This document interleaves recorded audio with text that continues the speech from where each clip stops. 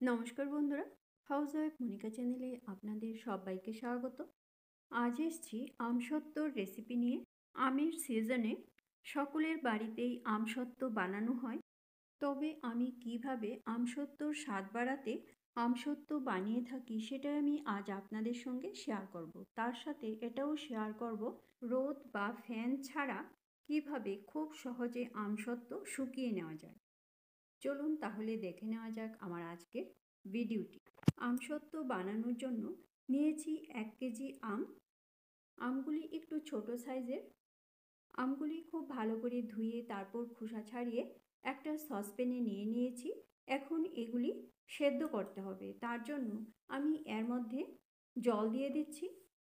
আমি এখানে 2 গ্লাস জল দিয়েছি, এর চেয়ে বেশি এখানে আর প্রয়োজন পড়বে না। এখন সসপ্যানটা চুলায় বসিয়ে তারপর ভালো করে সেদ্ধ করে নেব। চুলার ফ্লেমটা লো টু মিডিয়ামে করে ভালো করে সেদ্ধ করে নেব, যেন আমগুলি একদম গলে যায়। দেখুন, খুব ভালো করে সেদ্ধ হয়ে গেছে। এখন চুলার থেকে নামিয়ে ঠান্ডা হওয়া পর্যন্ত অপেক্ষা করব। দেখুন, ঠান্ডা হয়ে গেছে। এখন এখন হাত দিয়ে কচলে আমের পাল্প বের করে নেব আর আমের আটির থেকে চিপে পাল্পটা নিয়ে নেব। দেখুন, এইভাবে আমের আটির থেকে পাল্প বের করে আমের আটিগুলি ফেলে দিতে হবে। সমস্ত আটিগুলি ফেলে দেওয়ার পর এখন আম ভালো করে চেলে নেব। আমি যে কড়াইয়ে আমের পাল্পটা জাল দেব ওই কড়াইয়েই আমি একটা ছাঁকনি নিয়ে নিয়েছি। এখন আমের পাল্প ভালো করে চেলে নেব। এইভাবে আমের পাল্প চেলে নিলে আমসত্ত্বটা খেতে খুব ভালো লাগে আর এর মধ্যে কোনো আমের আঁশ থাকে না। তাই আমসত্ত্ব বানানোর সময় আমের পাল্প ভালো করে চেলে নিতে হয়। আমের পাল্প খুব ভালো করে চেলে নেওয়া হয়ে গেছে। এখন আমি কড়াইটা চুলায় বসিয়ে দিয়েছি। দিয়ে দিলাম স্বাদ অনুসারে লবণ আর গুঁড়ো লঙ্কা। আমি আমসত্ত্বতে সামান্য লঙ্কার গুঁড়ো দিয়েছি।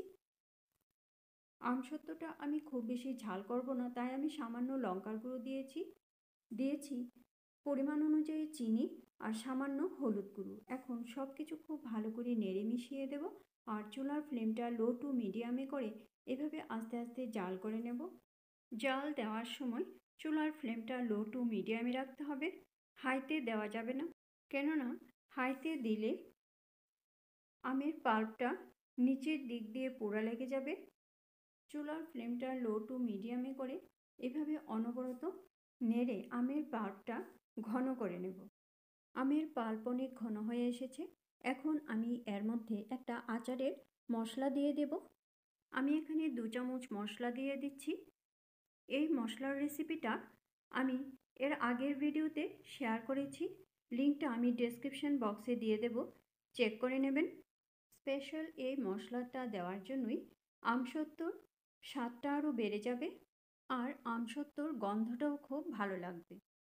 মশলা দেওয়ার পর আমের পাল্পের সঙ্গে খুব ভালো করে মিশিয়ে নিতে হবে আর কিছুক্ষণ আরও জাল করে নিতে হবে, যতক্ষণ না পর্যন্ত আমের পাল্পের থেকে জলটা শুকিয়ে এর মধ্যে একটা হালকা আঠালো ভাব চলে আসছে।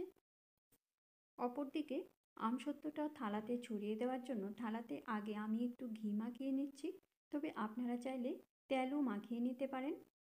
এইভাবে ঘি বা তেল মাখিয়ে নিলে আমসত্ত্বটা থালার থেকে খুব সুন্দর করে উঠে আসবে। আমের পাল্পটা একদম ঠিকঠাকভাবে জাল করে নেওয়া হয়ে গেছে। দেখুন, নাড়ার সময় কড়ার নিচে আর জল জল ভাব নেই, কড়ার থেকে উঠে আসছে। এখন কড়া থেকে নামিয়ে ঘি মেখে নেওয়া থালাটাতে ঢেলে নেব। এইভাবে আপনারা কে কে আমসত্ত্ব বানিয়ে থাকেন সেটা অবশ্যই কমেন্ট বক্সে কমেন্ট করে জানাবেন। জাল দেওয়া আমের পাল্পটা থালাতে নিয়ে নেওয়ার পর ভালো করে ছড়িয়ে দিতে হবে।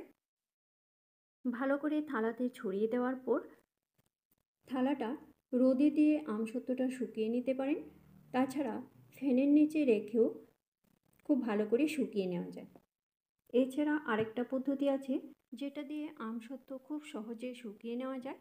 রোদ বা ফ্যান কিছুই লাগবে না। এখন এই থালাটা ঠান্ডা হতে দেব আর অপর দিকে একটা বড় সসপ্যানে জল বসিয়ে দিয়েছি। জলটা ফোটা পর্যন্ত অপেক্ষা করব। জল ফুটে গেছে। এখন ঢাকা দিয়ে চুলার থেকে নামিয়ে নেব। আর এদিকে আমসত্ত্বটাও অনেক ঠান্ডা হয়ে গেছে। এখন সসপ্যানে যে জল ফুটিয়ে নিয়েছিলাম ওই গরম সসপ্যানের উপরে থালাটা বসিয়ে দেব। আর আমসত্ত্বর উপরে কোনো ঢাকা দেব না। জল ঠান্ডা হওয়া পর্যন্ত আমসত্ত্বর থালাটা গরম জলের সসপ্যানের উপরে এইভাবেই রেখে দেব। তাহলে দেখা যাবে জল ঠান্ডা হতে হতে আমসত্ত্বটাও শুকিয়ে গেছে। তারপর আমসত্ত্বটা প্রায় 2 ঘন্টার মতো রোদে রেখে স্টোর করে নেওয়া যাবে। দেখুন আমি দেখিয়ে দিচ্ছি আমসত্ত্বটা 2 ঘন্টা রোদে রাখার পর কীরকম শুকিয়েছে। দেখুন একদম শুকিয়ে গেছে। থালাটার থেকে কি সুন্দর করে উঠে আসছে। রোদ বা ফ্যান ছাড়া আমসত্ত্ব শুকিয়ে নেওয়ার পদ্ধতিটা কীরকম লাগলো সেটা অবশ্যই কমেন্ট বক্সে কমেন্ট করে জানাবেন। আমসত্ত্বটা অন্য একটা থালাতে নিয়ে আমি পিস পিস করে কেটে নেব। আমসত্ত্বর রেসিপিটা ভালো লাগলে অবশ্যই লাইক করবেন আর বন্ধুদের সঙ্গে বেশি করে শেয়ার করবেন। এইভাবে আপনারাও বাড়িতে ট্রাই করবেন, আশা করি আপনাদের কাছেও খুব ভালো লাগবে। আর আমাকে কমেন্ট করে জানাবেন কীরকম লাগলো। আমার চ্যানেলের নতুন দর্শক বন্ধু হয়ে থাকলে চ্যানেলটা সাবস্ক্রাইব করে আমার পাশে থাকবেন আর বেল আইকনটা অবশ্যই প্রেস করে দেবেন, কেননা আমি চ্যানেলে নতুন কোনো রেসিপি দিলে রেসিপিটা আপনাদের কাছে খুব তাড়াতাড়ি পৌঁছে যাবে। আপনাদের যদি কোনো রেসিপি দেখার ইচ্ছে থাকে তাহলে কমেন্ট বক্সে অবশ্যই কমেন্ট করে জানাবেন। আমি সেই রেসিপিটা আপনাদের সঙ্গে শেয়ার করার চেষ্টা করব। আবার আসবো নতুন কোনো রেসিপি নিয়ে। ভালো থাকবেন, সুস্থ থাকবেন। ধন্যবাদ।